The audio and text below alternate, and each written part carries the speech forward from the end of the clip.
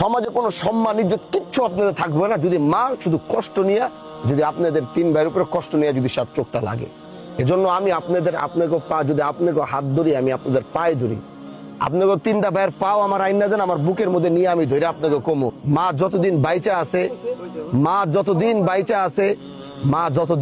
আছে, মায়েরে ভালোবাসেন, মার হক আদায় করেন। এই বয়সে কিচ্ছু চায় না, একটু যত্ন। এই যত্নটা আপনারা 3 জন, 3 ঘরের 3টা বউ, নাতি, তার এতগুলো মানুষ, তার নসল থেকে আপনারা এতগুলো মানুষ হইলেন, অথচ সে আজকে একা। তার নসল থেকে আপনি হইলেন, আপনাদের বাচ্চা কাচ্চা হইলো, নাতি নাতক হইলো, আজকে সে একা। তার দেখার মানুষ নাই, ধরার মানুষ নাই, গোসল করানোর মানুষ নাই। মানুষ এই যে কমপ্লেন করলো যে ময়লা আবর্জনায় গন্ধে থাকতে পারে না। এই যদি হয়, আপনাদেরকে আমি বইলা গেলাম, আজকে আপনারা যে কাজটা করছেন বৃদ্ধ বয়সে, এই একই কাজ আপনাদের সন্তানরা আপনাদের সাথে করবে। এটা হইলো পৃথিবীর সবচেয়ে বড় বাস্তবতা। এটা মাইনা নিতে হবে, এটা রিয়ালিটি। এজন্য মারে যদি এখন একটু খেদমত করতে পারেন, সন্তানদের থেকে এটা পাবেন, সন্তানরা এটা আপনাদের জন্য করবে। এজন্য মার বিষয়টা আবেগের জায়গা, ভালোবাসার জায়গা। এটা চাপায়া দেওয়ার জিনিস না যে আপনি এতটুকু করবেন, আপনি এতটুকু করবেন, আপনি এতটুকু করবেন। তারপরে উনি যেহেতু মায়ের কাছ থেকে এত বড় একটা সম্পত্তি উনি নিয়ে নিছেন, এখনো যদি চাই আমরা যে মায়ের এটাকে ফেরত আনা, এটা কিন্তু সম্ভব, কারণ তিনি বাইচা আছে। কিন্তু আমরা এই জিনিসটা করলাম না। এই জিনিসটা আমরা সমঝোতার মাধ্যমে, ঠিক আছে সে করছে, সে নিছে, ঠিক আছে তার একটাকে ব্যবস্থা করে আপনাদেরকে আরেক জায়গাতে ব্যবস্থা করে তারপরও থাক, যে নিয়ে নিছে। কিন্তু নিয়ে নেওয়ার পরেও মায়ের প্রতি সেই ভালোবাসা, সেই আবেগটা তারও তো যেমন থাকতে হবে। আপনি নেন নাই বইলা, আপনারও তো মা তো জন্ম তো দিছে, জমি না হয় আপনারা দেয় নাই, জন্ম তো দিছে। আজকে জন্ম দিছে বলেই তো বড় হয়েছেন, বাচ্চা কাচ্চা হয়েছে, হাত পা হয়েছে, কিছু একটা করছেন। আসমান জমিন দুনিয়ার সব আল্লাহ দেখার তৌফিক। শোনেন আমার কথা, শোনেন, এটা আজকে জন্ম দিছে বলে তো আসতে পারছেন, দুনিয়াদারি দেখছেন, ভালো মন্দ পারছেন। উনি জন্মই যদি না দিত, পেটের থেকে বাইরে আর একটা ওষুধ খাইয়ে যদি পেটের মধ্যে মাইরা ফেলাইতো, তাহলে তো পৃথিবী দেখতেন না মিয়া, এই পৃথিবী তো আপনারা দেখতেন না। মা তো পেটে রাখছে 9 মাস 10 মাস তো কষ্ট করছে। এই কষ্টর বদৌলত কি এটা যে সে এইভাবে পইরা থাকবে, একাকিত্ব অবস্থায় পড়ে থাকবে, ময়লা আবর্জনায় পড়ে থাকবে? এটার নাম কি মা?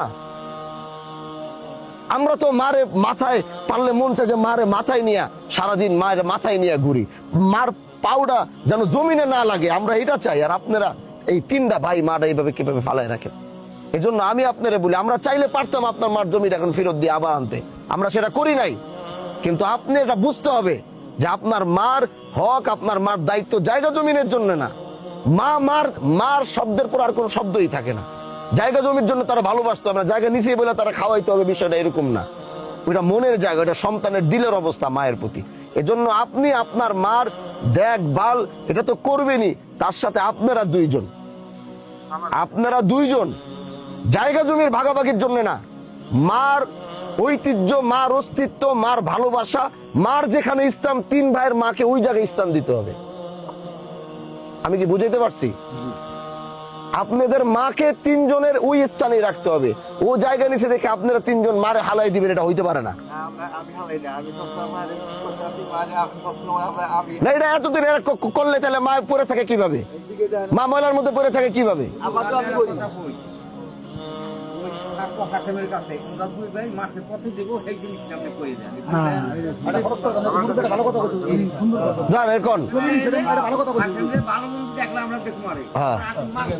আপনি কোন সলমিয়া কোন আপনি সামাদ মিয়া কোন?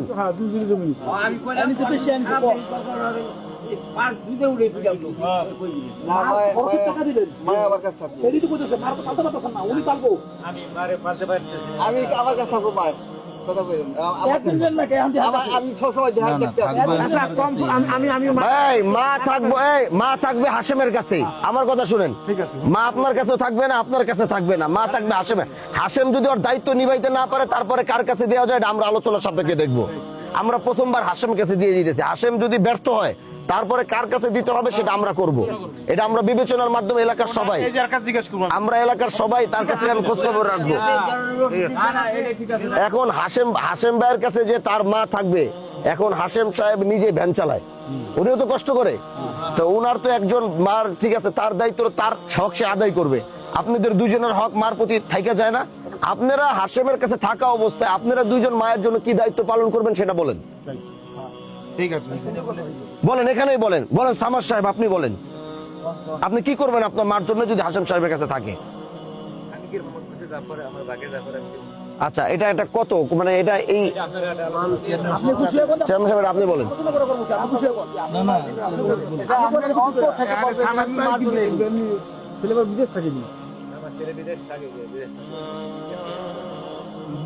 দুই জনে মারে 2,500 টাকা দিয়ে দিই।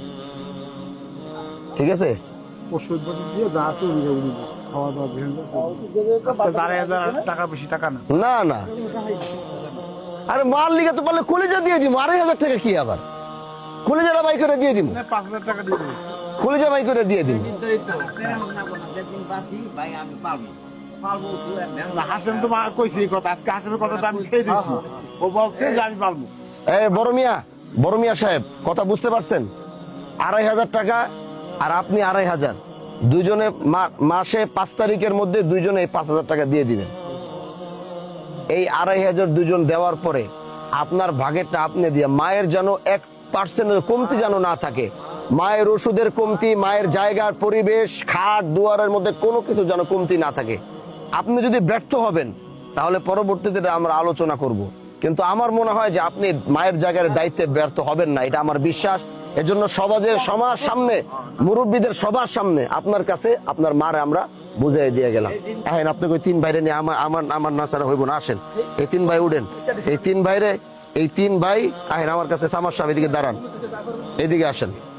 শোনেন 3টা ভাই, আল্লাহ কখন ডাক দিব আপনাকে আগে আমিও যেতে পারি, কিন্তু আপনারা কোন সময় যাবেন গিয়া, কে আগে যাবো কিচ্ছু জানি না। হয় আপনি বয়সে বড় দেখে হাসেম আগে যেতে পারে, নাহলে সামাদ ভাই আগে যাবো, যে কোনো একজন যাবো গিয়া। কারটা আল্লাহ আগে রাখছে জানি না।